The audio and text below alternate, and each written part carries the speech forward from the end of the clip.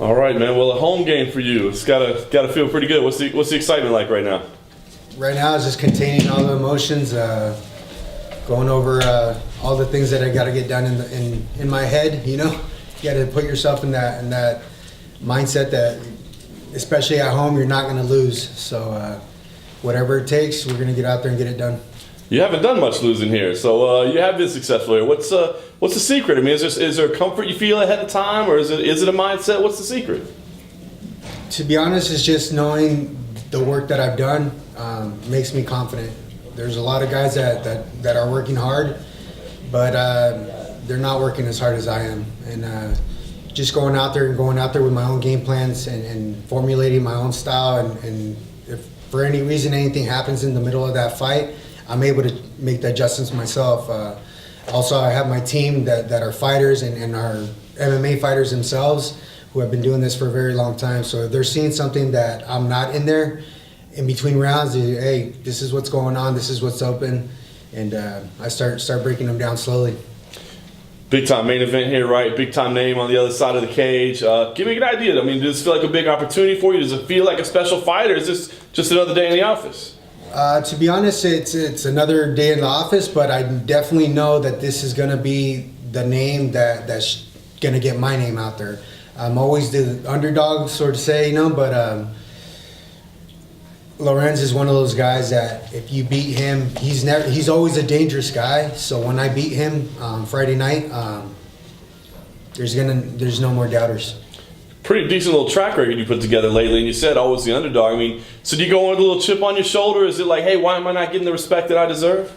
It's never about that. It's always just going out there knowing that I can win. You know, I love proving people wrong, so eventually it's going to switch, and I can't have that be my thing that makes me win fights. You know, from the beginning, I'm always the underdog, but I always knew that that's only in their eyes. In my eyes, I've always known that they're the underdog, and they need to be worried about me and my style.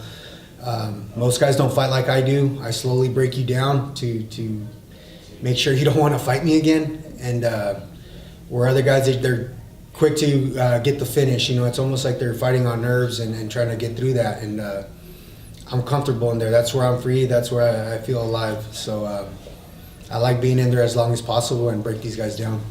Talk to me about the catch weight.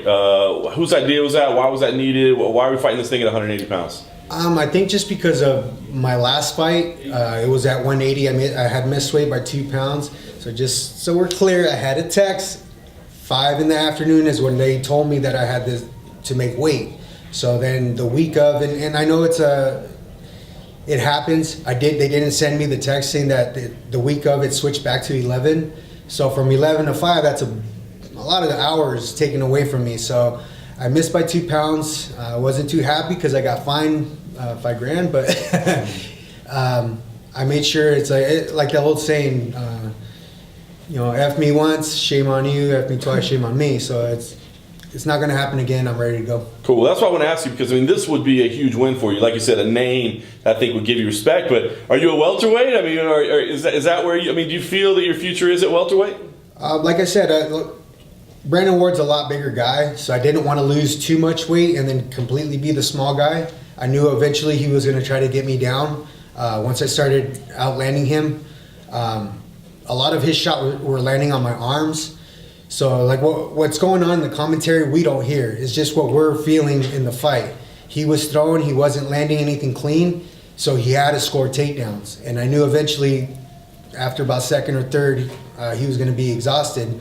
The third round, you can actually hear it in the commentary. His corner goes, jab, keep away from him, jab, like, because he was tired, and I could see it on his face. And after that, I was just putting a little bit more pressure, and I knew he was going to make the mistake, and he gave up the neck.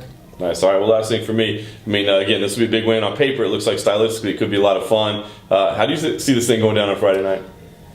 A car accident, man. It's going to be a car accident on his chin. I see him. My style's already going to come forward, but he's on 2 losses, so I feel that he's going to try to come in here aggressive and try to get it done early. Want to shake those nerves and kind of get his victory, but they picked the wrong guy.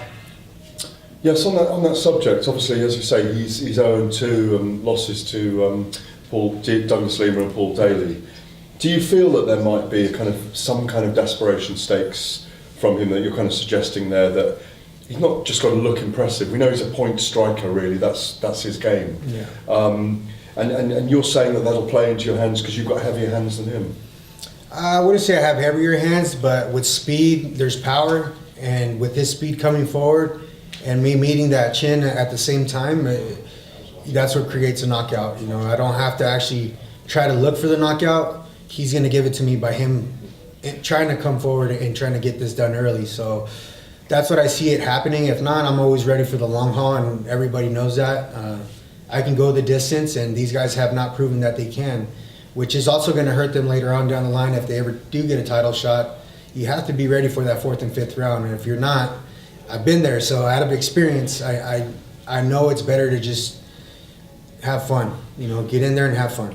On that subject, you know, Paul Daly really got under Lorenz's skin in what was it, San Jose? Mm-hmm. Yeah, San Jose. And you know, we saw him like we've never seen him before. He literally did go for a fight at the weigh-ins. I mean, it was genuine. Yeah. Is there I don't know if he's in here.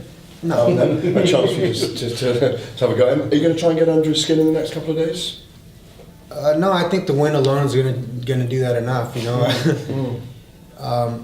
But he can be mentally rattled, it seems, you know? Yeah, but, you know, for me, we actually trained together in the past, so right. Just going out there, you know, honestly, I like him, I see him as a friend, you know, but once I seen him get out of the UFC, I knew we were going to fight. You know, I knew the only other place really to go to is Bellator. That's at that level with the UFC, and so it was just one of those things. I knew we were going to fight, and I actually been planning to fight him for that long just because I knew how talented he is. That was before I even knew he was going to get the title shot, you know, so I already knew then. And then once he did get the title shot, he honestly, I really thought he was really close to beating Lima, but Lima had got enough done in the first 3 rounds. But once he switched lefty, it was really close. He could have easily been the champion. So I already had in mind that either one of those guys I was going to end up facing anyway. So finally from me, so even though he is a friend, is he just a body on Friday night? Of course, you know, once you sign a contract, it's either you or me, you know, and they're trying to basically come in here and you know, if he's on 2 losses, they're trying to make the name off me because I have a name right now in Bellator. So, like I said, it was a wrong mistake. It's a mistake on their not him. He's going to do whatever the management tells him. You know, so I think his management team should have did a better job and protect him, get him an easier fight, one that he probably more likely would have won. And but hey, that's why we gamble, and wrong bet. Thank you.